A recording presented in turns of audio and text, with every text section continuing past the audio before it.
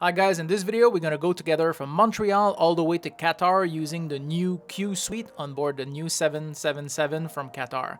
Now guys, this suite is amazing. It's not 100% private because you can see over the divider, but you have your door that closes. It's a 1-2-1 configuration, so one seat on the left, two seat in center that you could have as a couple or if you're traveling with someone else, and then another seat on the other side. It's very amazing. They have some seats that are facing backward. A lot of people don't like that. I personally do. Now, the first thing is I arrived 4 hours ahead at the airport. Normally, I never go that crazy, but the Montreal airport right now is a nightmare because they don't have enough personnel to handle everything, and it takes a long time. So I strongly recommend that you arrive way ahead of your flight for that. It took me about an hour, even though I was in business class, to be checked in by Qatar because they only had one person for the entire first class and it was completely full. So it took us a long time to check in our baggage. Now, I went through security using both Nexus and TSA pre-approved, and also I was in business, so that was very, very fast. Economy, some people told me in the lounge that it took them nearly 2 hours, so I was okay there.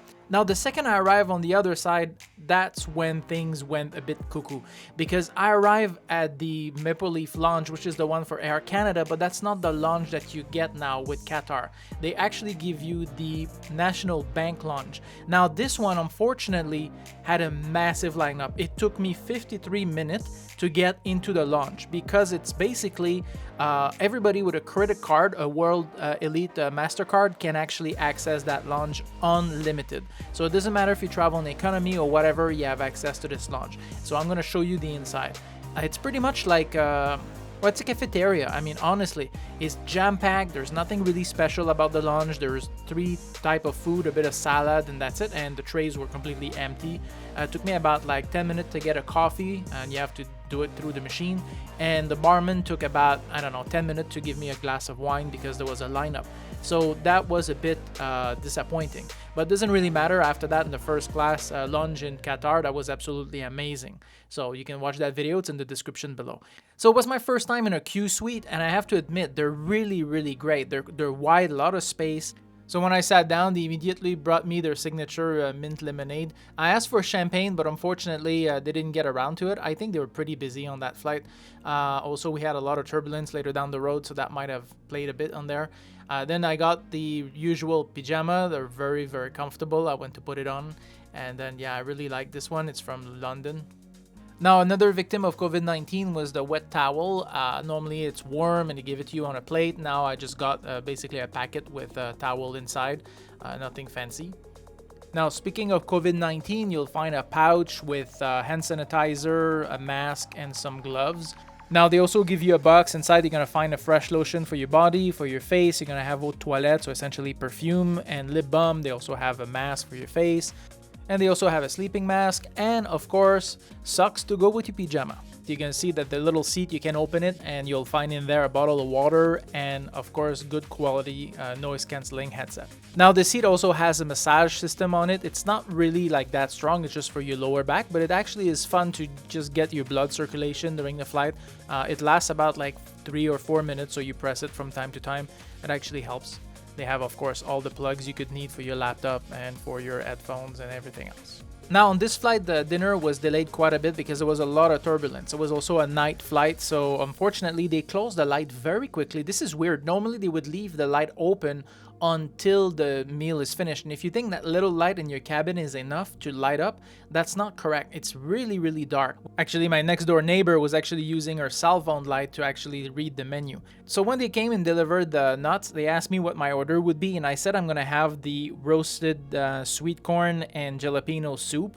And then after that, I chose the seared beef and a dessert. And with that, I wanted to have the Bordeaux because they had a nice Chateau Fougère and it was like a 2013, so I really wanted that. But unfortunately, for whatever reason, when she brought me the wine, it was Pinot Noir instead. And she brought me the Thai chicken. So when I asked why I have the Thai chicken, she said, well, we don't have the beef anymore. I wish she had told me. Maybe I would have made the same selection, but I would have liked to know that ahead of time. Then when I asked where the soup, she said that, well, unfortunately, she forgot to bring it, and that I got that in a second serving instead of the first. That's okay, it's not a big deal. And then after that, the dessert. And then at the end of the meal, I asked for the double espresso and some Belgium chocolate. And I was quite surprised to receive the Belgium chocolate actually in cookies inside a wrap container. This is more like economy stuff than what I'm expecting from a business first class ticket. But anyway, so that was it. At the end of the meal, they asked me if I wanted to have everything clean, if I wanted to have the bed made. So I went to the bathroom, and when I came back, they were starting making the bed, which is good. Allowed me to film it.